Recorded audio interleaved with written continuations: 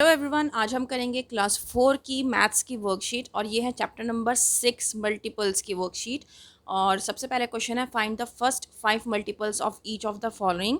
5 multiples निकालना है, मतलब कि आपको 5 तक टेबल पढ़ना है। मैंने आपको शुरू के 3 आपको करके दिखा रखे हैं, आप देख लीजिए। 2 1 2, 2 2 4, 2 3 6, 2 4 8, 2 5 10। और यहाँ पर है 6 1 6, 6 2 12, 6 3 18, 6 4 24, 6 5 30। Then 7 1 7, 7 2 14, 7 3 21, 7 4 28, 7 5 35।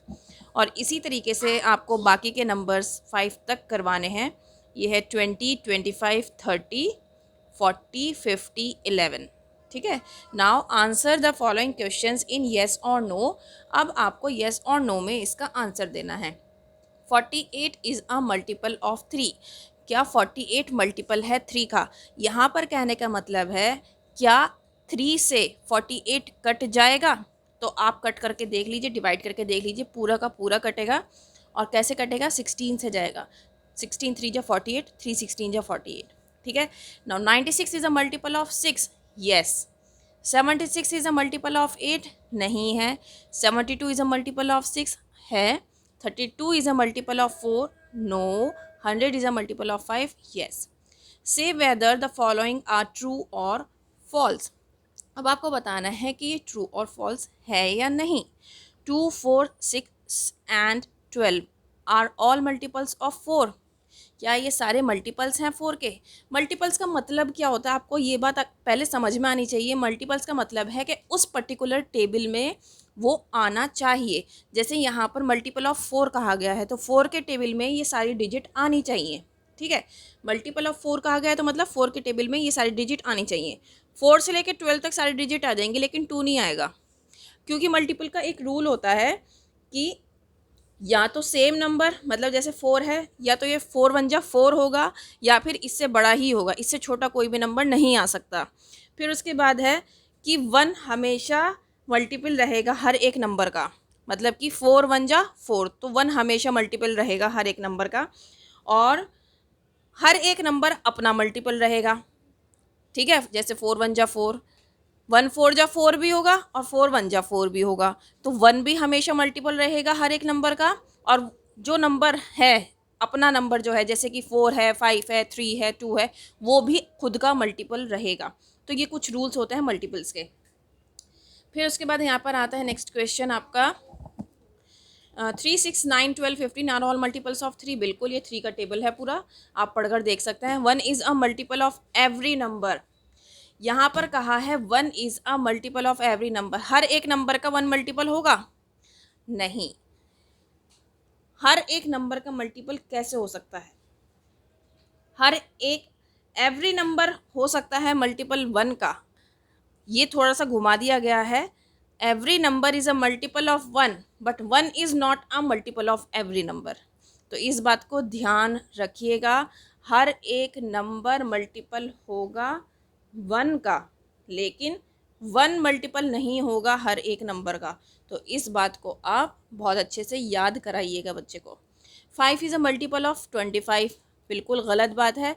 यहाँ पर 5 कैसे मल्टीपल हो जाएगा 25 का? मतलब तो ये है ना, मल्टीपल ऑफ 25 मतलब 25 की टेबल में 5 आएगा? नहीं आएगा। तो 5 क्या है? फैक्टर है 25 का, ना कि मल्टीपल है। अब आपको मैं एक चीज़ यहाँ पर समझाना चाहती हूँ ताकि आप अपने बच्चे को समझा सकें कि जो कन्फ्यूज़न है वो क्यों हो रहा है। जैसे कि यही वाला क्वेश्चन है 5 इज़ अ मल्टीपल ऑफ 25।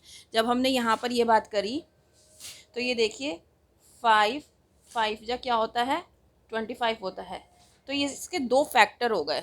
ठीक है। 5 5 क्या होगा? इसके 2 फैक्टर हो गए। तो इसीलिए ये फॉल्स हुआ है, क्योंकि 5 क्या है? मल्टीपल नहीं है। क्या है यहाँ पर? इसकी जगह क्या आएगा? अगर यहाँ पर फैक्टर होता तो ये ट्रू होता, तब क्या होता? ये ट्रू होता। लेकिन क्योंकि यहाँ मल्टीपल आ गया तो ये फॉल्स है। क्यों फॉल्स है? क्योंकि 25 का कभी भी मल्टीपल 5 नहीं हो सकता, क्योंकि 25 बड़ा नंबर है और 5 छोटा नंबर है। मल्टीपल ऑफ 25 कहने का मकसद यहाँ पर यह है कि 5 क्या मल्टीपल है 25 का? 25 के टेबल में क्या 5 आता है? नहीं आता। इसलिए ये फॉल्स हुआ है। तो आपको सेंटेंस को समझने की बहुत ज़रूरत है। यहाँ पर भी देखिए, ये वाला जो क्वेश्चन है आप खुद देखिए, यहाँ पर बड़ी डिजिट दी हुई है। 72 इज़ अ मल्टीपल ऑफ 6। क्या मल्टीपल है 6 का? 6 के टेबल में आता है कहीं? 6 की मल्टीप्लाई अगर किसी और डिजिट से की जाए तो क्या 72 आ जाएगा? इसका मतलब ये है मल्टीपल ऑफ 6, मतलब 6 से अगर हम 6 में कोई भी डिजिट मल्टीप्लाई करें तो क्या 72 आ जाएगा? मल्टीपल ऑफ 4, क्या मल्टीपल 4 के साथ हम कुछ भी मल्टीप्लाई करें तो 38 आ जाएगा? मल्टीपल ऑफ 5, अगर हम 5 के साथ कोई चीज़ मल्टीप्लाई करें, कोई भी डिजिट मल्टीप्लाई करें तो क्या 100 आ जाएगा? इसका मतलब ये होता है। लेकिन अगर आप यहाँ पर देखें तो यहाँ पर ऑपोजिट है। 5 इज़ अ मल्टीपल ऑफ 25, जो कि कभी हो ही नहीं सकता। तो ये आपको बच्चे को समझाना है, रटवाना नहीं है। बच्चे को समझाइए मल्टीपल क्या होता है और फैक्टर क्या होता है।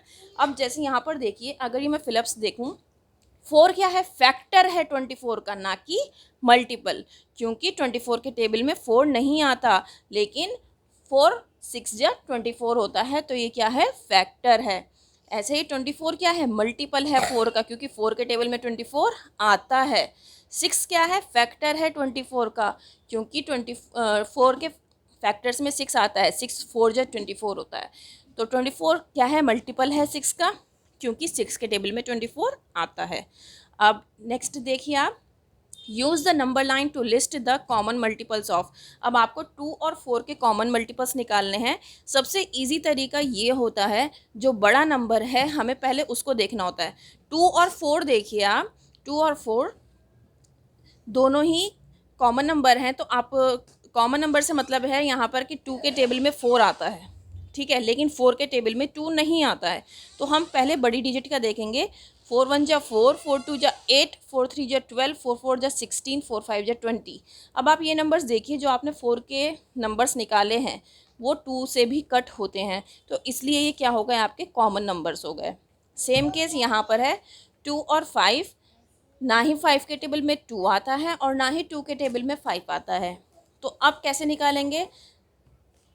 तो 10, क्योंकि 2 के टेबल में 10 आता है, 2 5 जा 10 होता है, और 2 10 जा 20 होता है, और 5 4 जा 20 होता है। तो इसमें 10 और 20 क्या हैं?